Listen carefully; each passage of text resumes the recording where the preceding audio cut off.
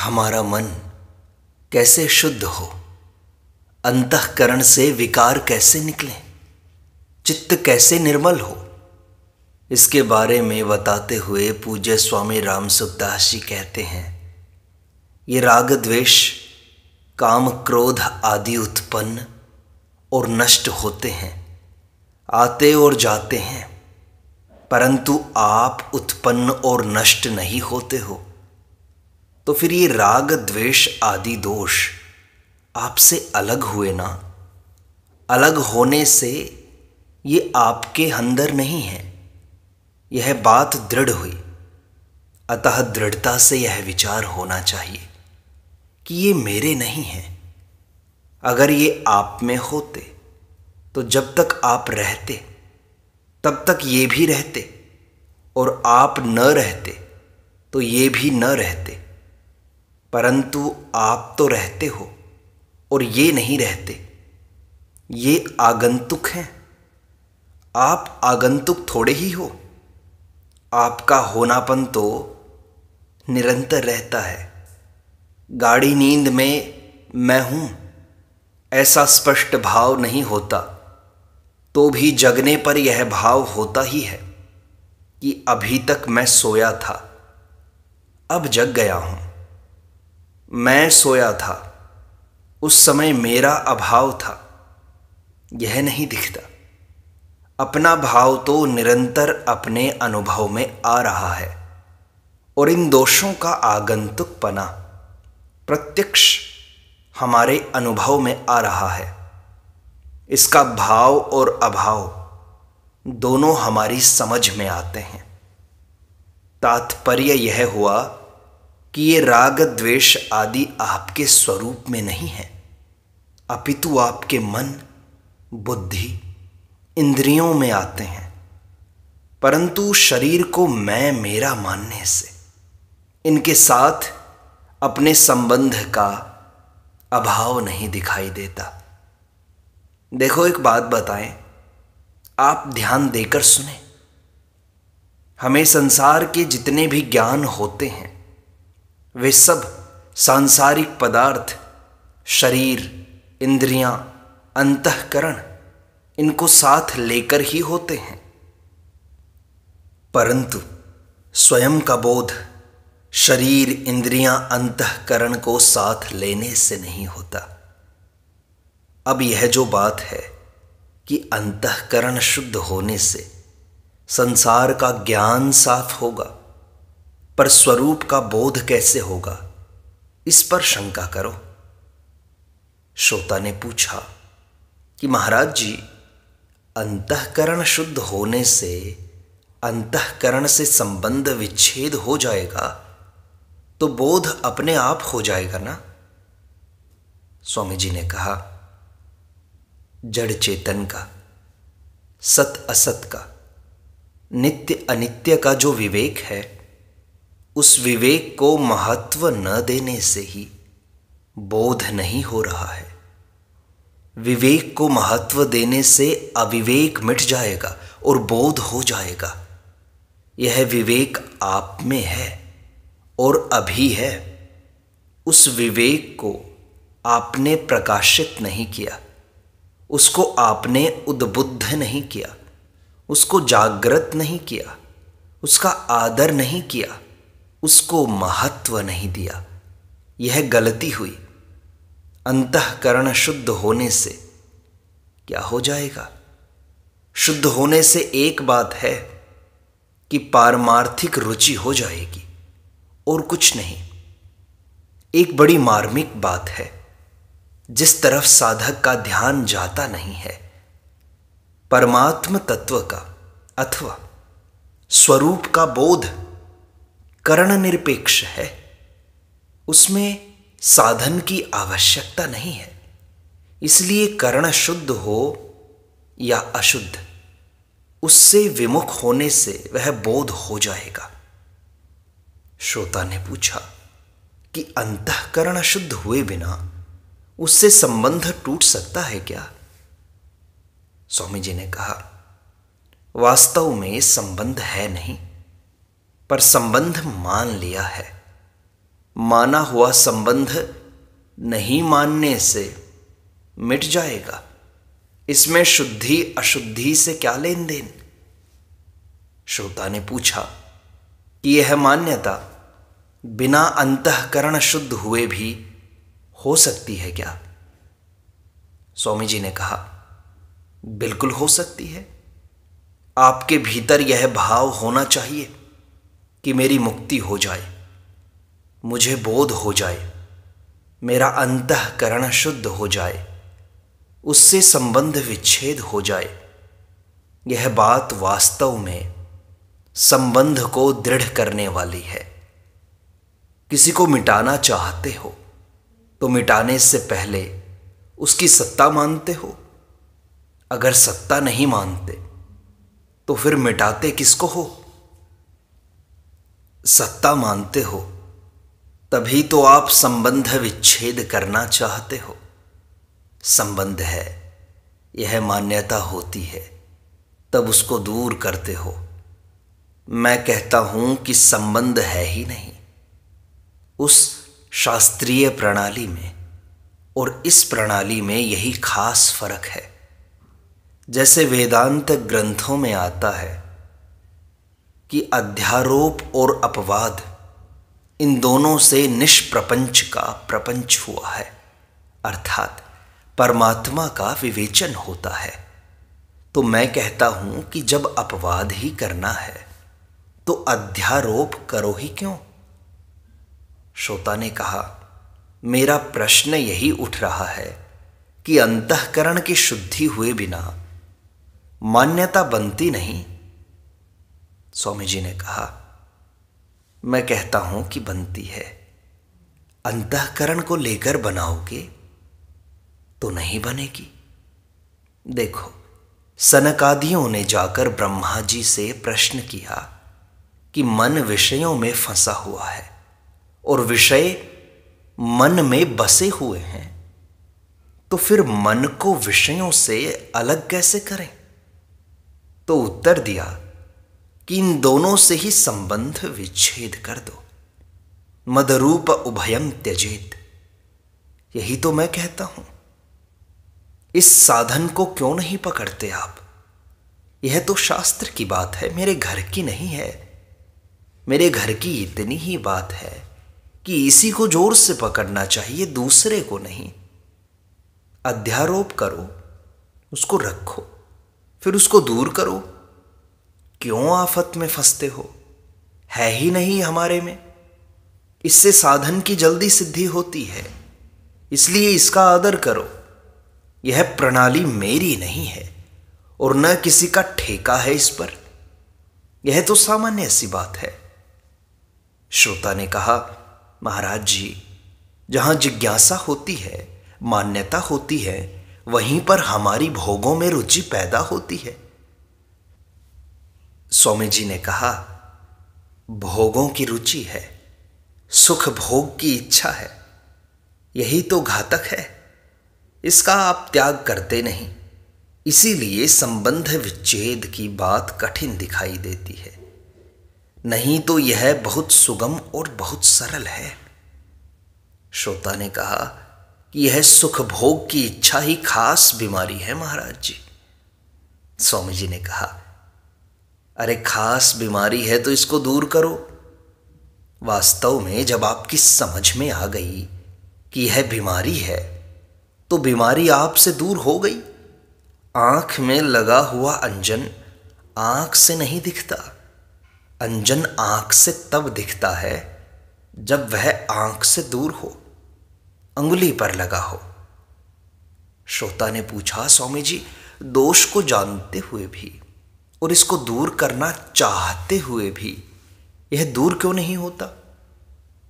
स्वामी जी ने कहा, जब तक सुख की इच्छा है तब तक वह दोष दूर नहीं होगा। जैसी सुख भोग की इच्छा है वैसी त्याग की इच्छा नहीं है। सुख भोग की इच्छा ज्यादा प्रबल है, उसकी अपेक्षा उसके त्याग की इच्छा बहुत कमजोर है। श्रोता ने कहा, यह सही बात है महाराज जी, सुख भोग की रुचि ज़्यादा है। स्वामी जी ने कहा, तो सुख भोग की रुचि को दूर करो भाई, और उस रुचि को दूर करने में आपको अभ्यास तो करना पड़ेगा। अगर अभ्यास न करके यह मेरे में है नहीं इसको मान लो तो बहुत जल्दी काम हो जाए। वास्तव में अंतःकरण की शुद्धि करने की अपेक्षा अंतःकरण से संबंध विच्छेद करो तो यह बहुत जल्दी सिद्धि करने वाली बात है। संबंध विच्छेद करने से जो शुद्धि होगी वह शुद्धि करने से नहीं होगी। बच्चा माँ की गोदी में रहता हुआ शुद्ध नहीं होता। माँ के मोह पूर्वक स्नेह में पला हुआ बालक निर्मोही नहीं हो सकता। बाप का मोह कम होता है तो बाप के पास रहने वाला बालक सुधरेगा। अध्यापक का मोह और कम होता है तो उसके पास रहने वाला बालक और ज़्यादा सुधरेगा। तत्वज्ञ जीवन मुक्त का मोह होता ही नहीं, इसलिए उसके पास कोई रहेगा तो वह बहुत शुद्ध हो जाएगा, सुधर जाएगा। इस तरह यदि आप अंतःकरण को अपना मानते रहोगे तो वह शुद्ध नहीं होगा। मेरापन रूपी मल तो लगाते जाते हो और कहते हो कि शुद्ध कर लूँगा। कैसे शुद्ध कर लोगे? मेरा है ही नहीं। यह बात बहुत ही शुद्ध करने वाली है और जल्दी शुद्ध करने वाली है।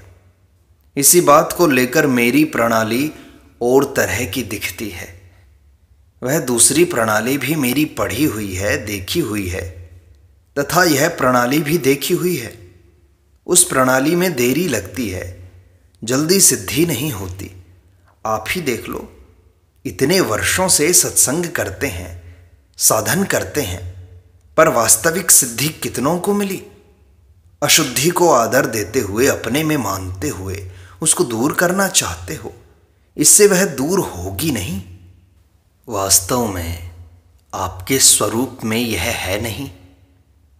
गीता जी में कहा, शरीरस्थोपि कौन्तेय न करोति न लिप्यते, अर्थात शरीर में स्थित रहता हुआ भी आपका स्वरूप शरीर में स्थित नहीं है, कर्ता और भोक्ता नहीं है।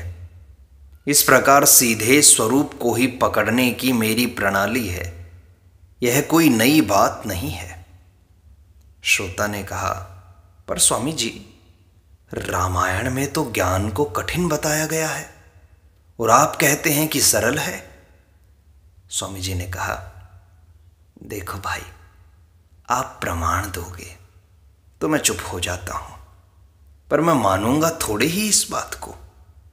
आप रामायण की बात कहोगे तो हृदय में गोस्वामी जी महाराज का आदर होने के कारण मैं चुप हो जाऊंगा, परंतु जो सरल है वह कठिन कैसे हो जाएगा? गोस्वामी जी महाराज ने इसको सरल कहा है। निर्गुण रूप सुलभ अति, सगुन जान नहीं कोई, सुगम अगम नाना चरित, सुनी मुनि मन भ्रम होई। यह और किसी की वाणी है क्या? यह गोस्वामी जी की ही वाणी है। उन्होंने सरल ही बताया है इसको।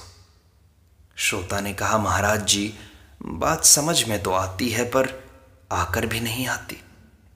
स्वामी जी ने कहा, भाई देखो, बात एक ही है, वह है सुख भोग की इच्छा। इसको आप छोड़ते नहीं। सुख भोग लें और संग्रह कर लें, ये दो चीज़ें हैं।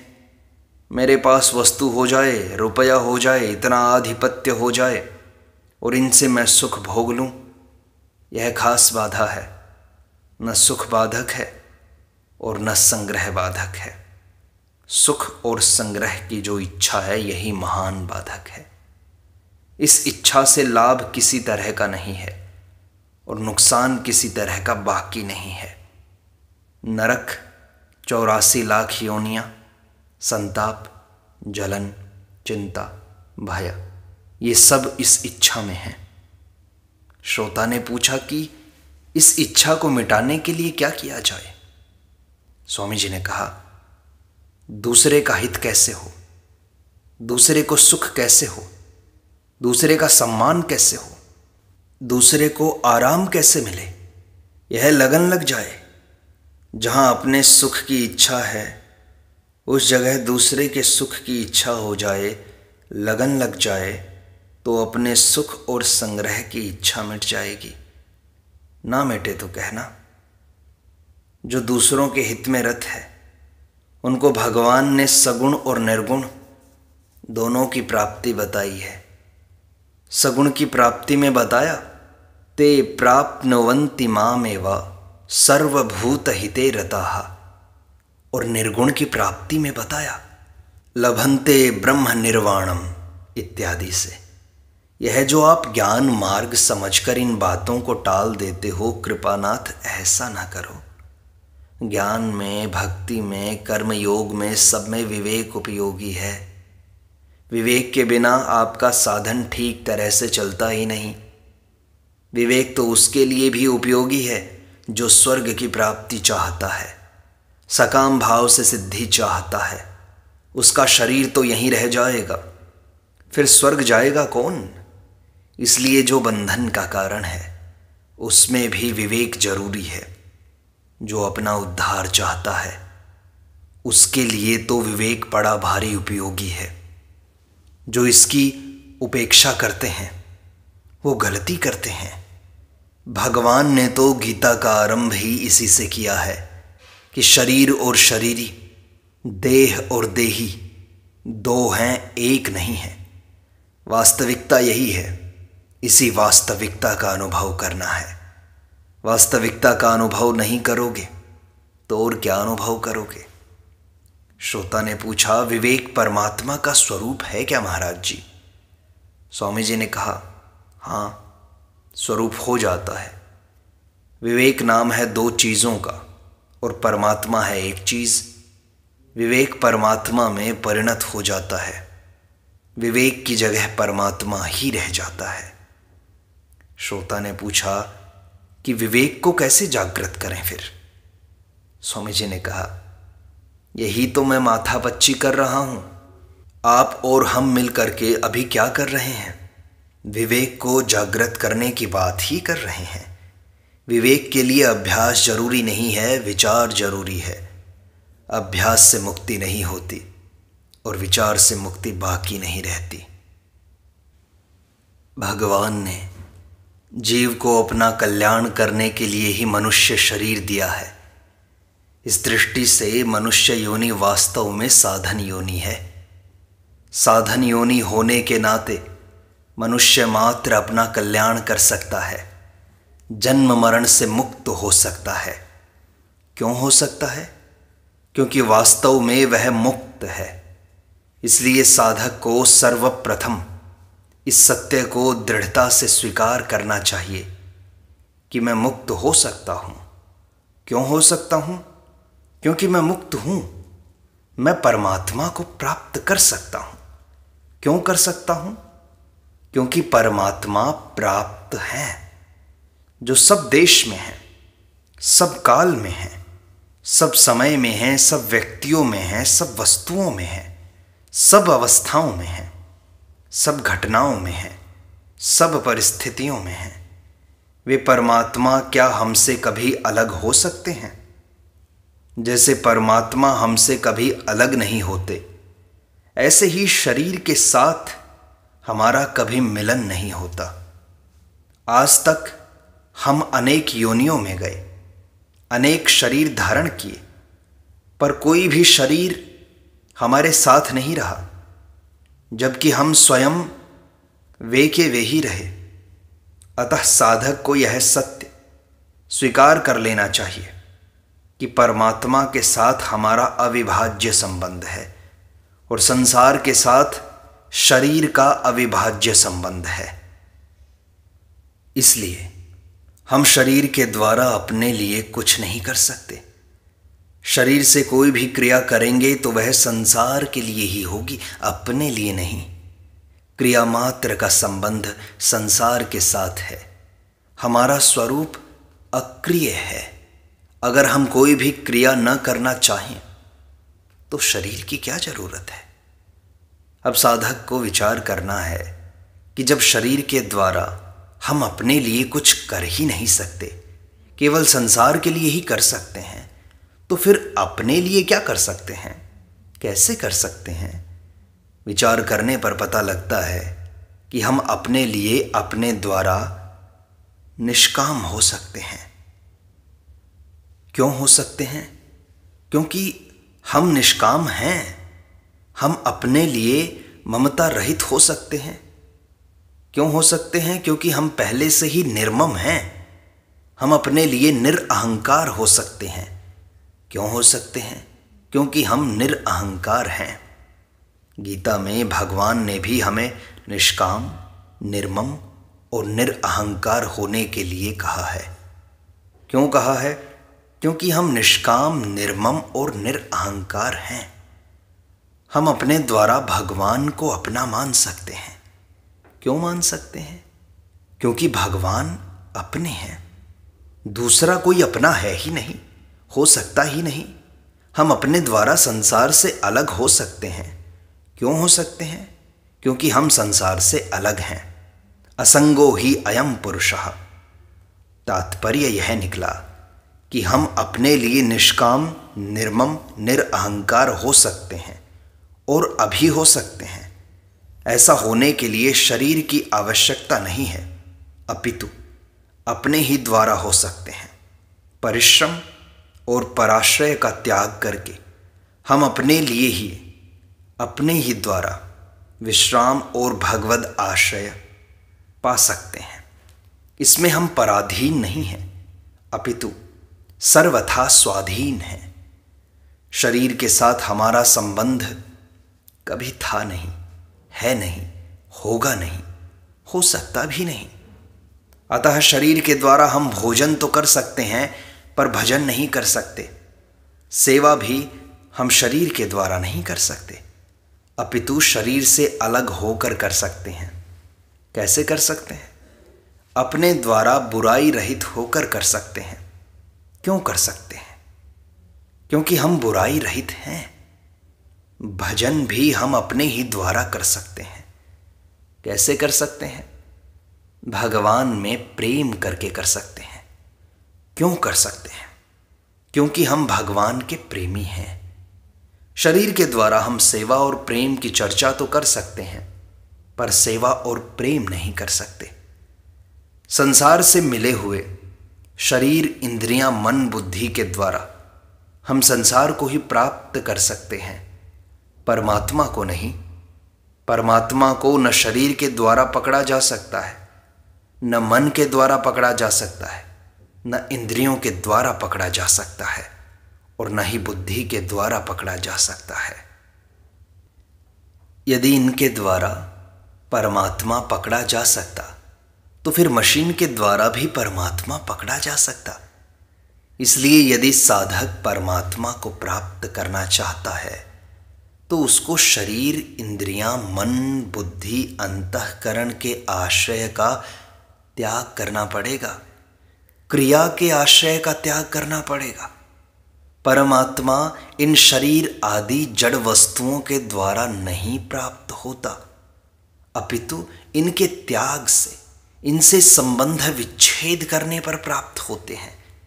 इससे यह सिद्ध हुआ कि परमात्मा को पाने के लिए, उनका प्रेमी बनने के लिए हमें न तो शरीर की आवश्यकता है, न इंद्रियों की आवश्यकता है, न मन की आवश्यकता है और न बुद्धि की ही आवश्यकता है। शरीर के द्वारा मिलने वाली वस्तु सबको नहीं मिल सकती, पर अपने द्वारा मिलने वाली वस्तु सभी को मिल सकती है। जो किसी को मिले, किसी को न मिले, उसका नाम परमात्मा नहीं है। परमात्मा तो वह है जो सभी को मिल सकता है। क्यों मिल सकता है? क्योंकि वह मिला हुआ ही है। जब परमात्मा के सिवाय अन्य कुछ है ही नहीं तो फिर परमात्मा अप्राप्त कैसे? इसलिए जब विचार करोगे, ध्यान से देखोगे तो पाओगे कि ये शरीर, मन, बुद्धि, इंद्रियां, अंतःकरण जिनको तुम शुद्ध करना चाहते हो वे अपने हैं ही नहीं। और जब अपने हैं नहीं, अपने में है नहीं, तो इनको शुद्ध करने का क्या फायदा। इनको शुद्ध करने का तात्पर्य इतना ही है कि इनको अपना मत मानो। इनको, शरीर को, मन बुद्धि को, अंतःकरण को अपने लिए मत मानो। ये भगवान के लिए है, संसार के लिए है। इस प्रकार यह सत्संग यहीं संपूर्णता को प्राप्त होता है। शेष अगले अंक में।